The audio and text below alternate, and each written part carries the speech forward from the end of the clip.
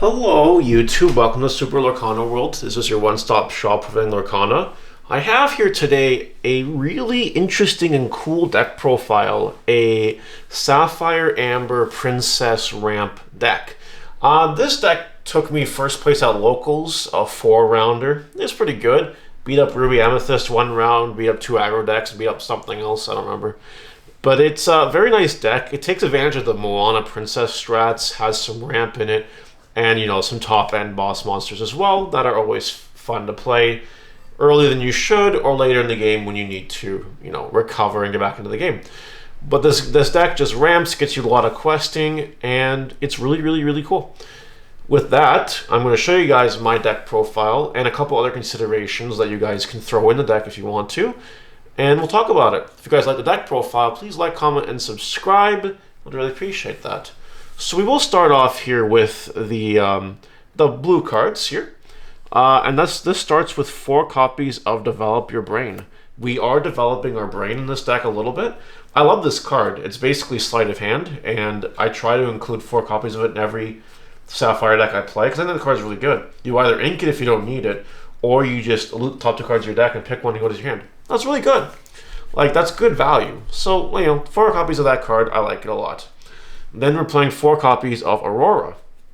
Aurora is a princess that is inkable, is a quest for 2, it's a 2/2, and costs 2 to play. We are obviously playing the big Aurora that you shift into, so this helps you get into that as well. This Aurora just honestly has good stats, it's good value. This card is just really good, in my opinion. Then another 2-drop we play, we start talking about the ramp portion of this deck.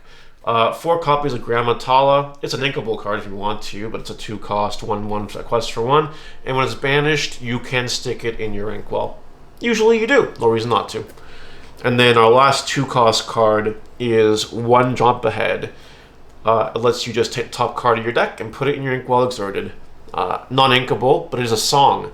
We do have song synergy in this deck as we get to the Amber cards, don't you worry. So I wanted to make sure I was playing 4 copies of this card, because this card can actually run some miles for you in this deck if you time it appropriately. So that's it for the 2-drops in Sapphire. Now I'm going to show you guys the 3-drops, and you guys might think that I'm smoking on some kind of crack pipe or something crazy. I'm just playing 2 copies of Mickey Mouse and nothing else. Now some of you might say, well, Mario, what are you doing?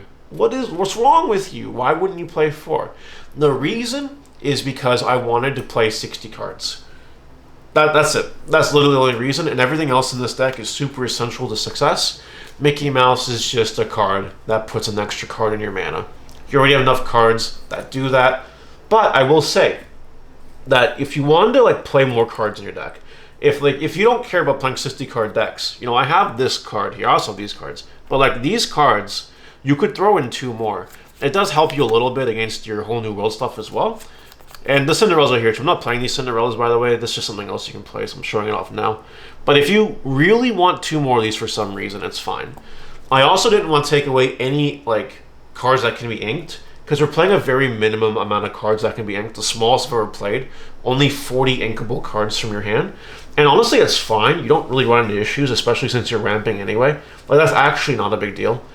People are gonna complain about it and say that it's bad deck building and whatever. That's fine, but it's honestly okay.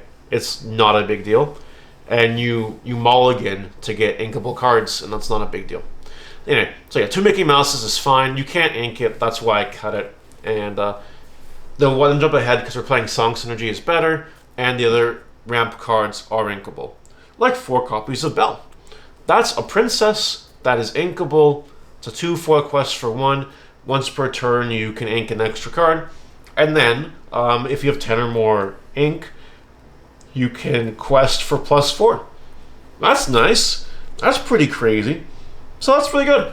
It's one of your win cons in the deck. Just Belle. Just get Belle on the board. Belle's a good card. Now on to 5-drops, we are playing 4 copies of Aurora. The really, really, really, really good one. The one that shifts for 3 and gives you other characters' ward. As long as you have 2 of these on the board, the only things that really hurt you are Be Prepared and the widespread point damage cards Swords and Tinkerbell. If you have 2 of these, you're immune to everything else, and then you can play your princess games and have a good time. So 4 copies of it, super mandatory in my opinion. And we're also playing 4 copies of Let It Go. This is a fantastic removal card that costs 5, or you can sing it for free, or you can ink it. The card's incredible. You'll love to see it. It stinks it in ink. That's not a big deal though. It's removal. So in some situations it's even better, because some decks play recursion of resources, like brooms and stuff. Let It Go says you can't recur that anymore. That's pretty good. And on that note, that leads us to our last Sapphire card in the deck, 4 copies of Hades. When you play it, it sticks one of your opponent's cards into the inkwell. It's great. 7 cost, non-inkable, but it's a 3/6 quest for 2 with a wicked on playability. You need 4 of it. You do. You need to get there. Once you start Hadesing their important stuffs away, oh my god. Once you start sticking their important stuff in the inkwell, you're just having a good time. So that's it for the Sapphire cards. On to the Amber package now. Our only 2-drop are 4 copies of Be Our Guest. It lets you sing, first of all, if you want to, but then you reveal top 4 cards, add a character to your hand. You usually never miss. I've missed like once, and that's okay. Otherwise, you can ink it if you don't want it, and that's perfectly fine. On to the 3-drops. We play 4 copies of Ariel. This card on play reveals top 4 adds a song to your hand. We are actually playing a lot of songs in this deck. Like a good number of songs, you'll see. Usually it doesn't miss. It misses a little more than the Be Our Guest, but it's pretty good. It's also Singer 5, which is relevant. It can sing your Let It Go if you really need to do that. So the card's pretty good. It's a 2/3 for 1. That's okay. We play 4 copies of Part of Your World. It's a song. It's one of the reasons we played 4 copies of it, but also just adds a character to your hand from the discard. You know, if you want to get back a Hades or something later to stick something in the inkwell, or other characters that are really good in this deck, you can do that. Character recursion is really huge, especially as Ruby Amethyst. They like to remove your cards with Dragonfires and Be Prepareds and Maleficents. Part of Your World just grabs them back. Easily. No problems. You love to see it. Our last 3-drop, 3 copies of the Ursula's Shell Necklace. I want to play 4, but space is really tight. But this card's really good. When you play a song, you may pay a ink to draw a card. That's great. Your songs give you draw power. On that note, some people might think the correct play is to like turbo into your 1 jump aheads, that card. However, if you have this in your hand, just wait with the 1 jump ahead, play that. You might even, by that point, might be able to sing it for free, and then you draw some cards anyway.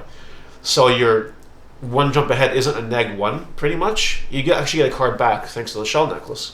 So anyway, that's stuff you need to think about, right? This deck draws a lot of cards, which is really important. And you need to draw cards because you need your Princess combo. You also need Auroras for safety. You also need to draw your removal later on in the game. Like, there's cards you need to draw. So the Shell Necklace Song Engine is a really, really big proponent as to why this deck is really good, in my opinion.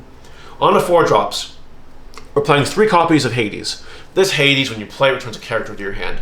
So 2 can loop each other. Then you got an extra 1 there, so you see it a little more consistently. You can also take back something else if you need to.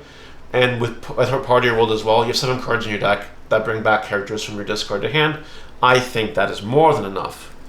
Then we're playing 2 copies of Rapunzel. Rapunzel, when you play it, you heal up to 3, draw up to 3. Card's crazy. Love to see it. Draws cards, quest for 2, it's a princess, great card. On the 5-drops, we're playing 4 copies of Moana. Moana, when it quests for 3, by the way, you may ready other princess characters they can't quest for us of the turn. Make sure that questing Moana is like the last thing you do, because it'll ready other princesses, but then they can't quest. Even the ones that haven't quested can't quest anymore. So you make sure that if you have questing to do with your princesses, you do it before you quest with Moana. Moana has to be the last thing you do. But besides that, it's a great card. It restands all your princesses. Like things like Auroras, right? You can quest with your Ward, Protective Embrace, and Auroras, and Moana can just restand them for you, so they're not at risk of getting attacked. It's perfect. It's great. Moana's a great card, and combos really well with Aurora. It gives you protection, and who doesn't love using protection? Last 2 cards in the deck, 2 copies of the Big Stitch, the one that you can play and draw 2 cards if you have 2 or more other characters on the board. And it's a 7-drop inkable, that's a 4/8 and a quest for 2. It has good stats, it's a very powerful card. Nice top-end Amber late game card that gets you more cards, and it's really hard to kill because it's got a big booty, 8 toughness. And that's it for this deck profile. I hope you guys enjoyed it. Let me know what you think in the comment section below, and I will see you later. Bye!